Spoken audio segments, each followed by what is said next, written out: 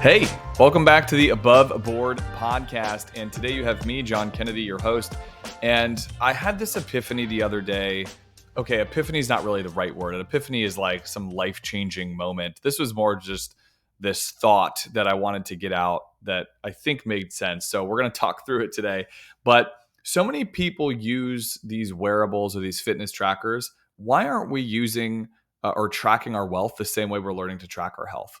So hear me out. We have Apple Watches, Garmin watches, the Aura Ring, or my own personal favorite, the Whoop Band, which I'm wearing right now if you're watching the video. By the way, shout out to Kristen Holmes from the Whoop podcast, who was on our show last year. You can check her out on episode 75 if you'd like to go back and listen to us talk about measuring your sleep, your stress, your recovery, and that type of stuff.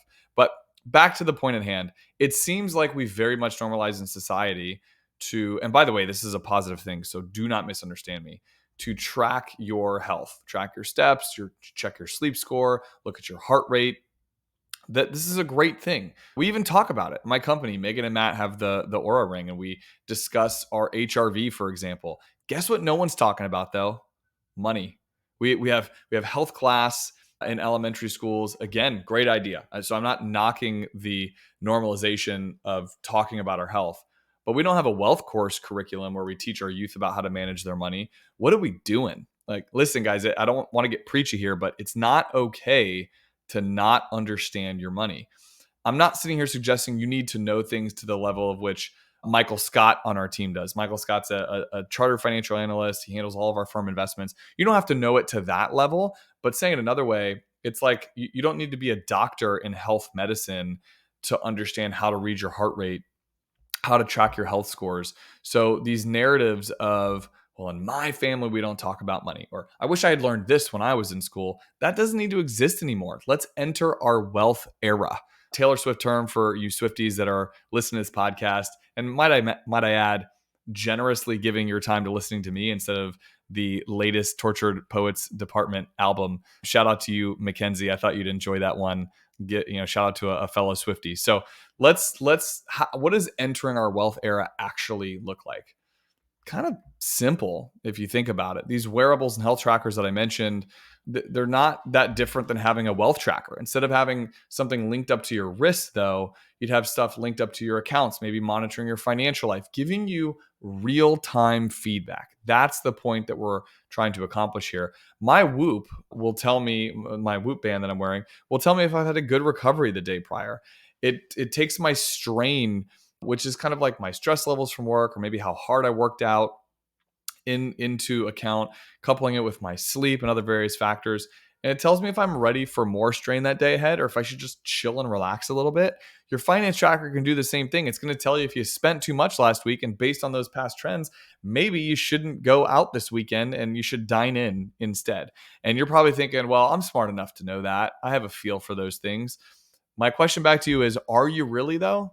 Because so many of us fall victim to our emotional bias instead of relying on data to help us and support us through making these tough decisions. That's why people wear these health trackers, to kind of reinforce these ideas for themselves. Like, yes, I want to stay healthy. Yes, I can see things are maybe trending bad. I need, you can monitor that. It's the same thing with monitoring your wealth. It's why the average American is less than 2 months away from bankruptcy, carries a $6,000 on average balance. And it's why the average on their credit cards. And it's why the average American saves less than 5%. We think we know these things, but in reality, we choose to ignore these vital signs of our financial health. So today, we're leaning into it. Again, it is not okay not to know your money. You can learn this stuff. I promise you, it's not hard. Indulge me for a moment on a few comparisons. So if you wear these wearables and health trackers, you're used to seeing things like your heart rate or your HRV. So let's use your heart rate and your HRV for a moment. That's kind of like your bank account and your credit score. Your HRV measures the variation in time intervals between heartbeats. And for me, it's like, looking at these intervals of time and understanding where our cash reserves are. That's really, really important. If you have a high HRV, heart rate variability, that's typically a good sign that your body's in balance and it's ready for strain. Same can be said for your emergency savings account. Are you prepared for financial strain if life throws you a curveball? Or are you maybe not recovered from the last bit of financial stress or emergency that happened? You're still recouping and building that up. How about tracking your credit score? the way that we track our heart rate. How else could you know if your finances are out of whack? It's an important pulse to see where things are. What if someone opens up a credit card under your name? What if you have, an old utility bill that you didn't even know wasn't paid, impacting your credit score negatively? Super easy stuff to track. Hey, thanks for tuning in to our show. Are you looking for shorter daily episodes of Above Board delivered straight to your Amazon Alexa? Join Canterpath 365 and get our daily brief with market updates, financial news, and mini podcast snippets like from today. Sign up now at canterpath365.com and we'll see you there. Let me shift gears for a moment and talk about nutrition and calories. So, my wife loves using the Weight Watchers app, and she's an avid follower of their point system. It helps kind of keep her on track for monitoring intake of her nutrition in the exact same way we track our expenses, if you think about it. Indulge in a nice dinner and dessert, the points on your Weight Watchers are probably going to be a much greater percentage or amount of your intake for compared to the rest of the day. Same thing with your wallet. If you indulge in that nice dinner and dessert out, it's probably a large portion of your spending that you did that day, and you're going to have to save or cut back somewhere else to offset that. So we're all trying to figure out all of these ideas so far are just ideas for a healthier version of your finances. We're entering our wealth era, as I said earlier. So how about sleep tracking? So that's obviously, this is the number one thing that's most crucial for our physical health. And, the same thing can be said for your finances. Having high levels of debt, it's going to lead to stress. It's going to lead to more bad choices when it comes to your financial situation, and then ultimately not achieving your financial goals. And so this is funny because the Whoop will actually tell me, like, if I've had a terrible night's sleep, it shows me this thing that it accumulates called your sleep debt. It literally uses the word debt. So your sleep debt. And there's really like no way to get out of that. The only way for me to get through that is to get better sleep the next night, get more sleep or deeper sleep, or maybe take a nap during the day, which is pretty much impossible as a business owner, financial advisor, and a parent. And so I know that there a lot of people are hopeful that like the government's going to wave a wand and help your debt disappear, for example, like student loan debt. But that's not really taking much ownership over the situation. You got to put the work in, and there's really no way around it, only through it to knock that debt down. And this is a really important one to track. A couple more that I want to mention. So how about steps? Like that was a big thing years ago, is tracking our steps. It's like monitoring your investment portfolio. How are we gauging on our progress towards these financial objectives? Looking at the growth and accumulation of your investment portfolio really helps you do that. And when you take all of these variables together and you kind of combine them, the Whoop calls it your recovery score. It's kind of like my readiness report for my day and how I did yesterday and like the amount of strain I can take on today. How about tracking your net worth?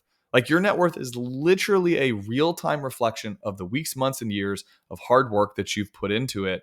And what is that number? Question to you. Do you know what that number is? Because you should.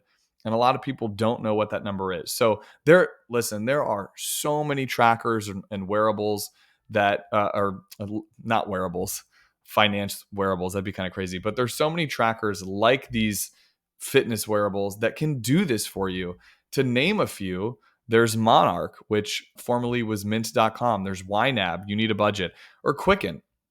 Now, some of these are free. Some of them cost money. We even have one that if you're a client of ours, you already know, and you probably use yours daily, called MyPath, your MyPath client dashboard. And if you're listening to this and you want one, we can discuss that. You can find us on, find me on our various social networks and reach out to me. But that is not the point of this podcast. The promotional plug for our dashboard. The point is to do something. There are so many options out there, and many of them are free. So find what works for you and do something. This month is the month of April is Financial Literacy Month. And I want to, as you're listening to this podcast, we're rounding out the month of April. So I want to end the month by kickstarting your financial journey. Listen, 10 years ago or so, there was this really popular challenge called the Couch to 5K. And you've probably heard of it. My wife and I did it. We're in a different place in our fitness journey now because of it. We started small. I didn't try to tackle a marathon after not running for years and years. I literally just put one foot in front of the other and tried to work towards a healthier version of myself. I want this to be your wake up call to do the same thing for your finances. And by the way, wherever you are in your financial journey, this applies to you. You could be in like the couch to 5K phase, which might be maybe earlier on in your financial endeavors and journey, or maybe you're about to run an Ironman and that might look like retirement.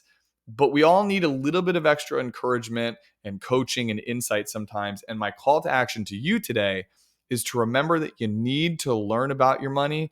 You need to know about your money. That's my hope for you. So as we're wrapping up the Above Board podcast today, just remember some of these, just like fitness wearables, some of these really important things to track, like your pulse or your pulse on spending and budgeting, your credit score, tracking your investments, tracking your net worth. This stuff is so important. And by the way, if you found this podcast helpful or useful at all, share the show. I'd be more than appreciative, more than you could know, if you sent this to a person that could benefit from this and maybe even start their journey to a better financial version of themselves. So thank you again, as always, for being a listener and follower to the Above Board podcast. And as always, we will see you next Wednesday. Take care.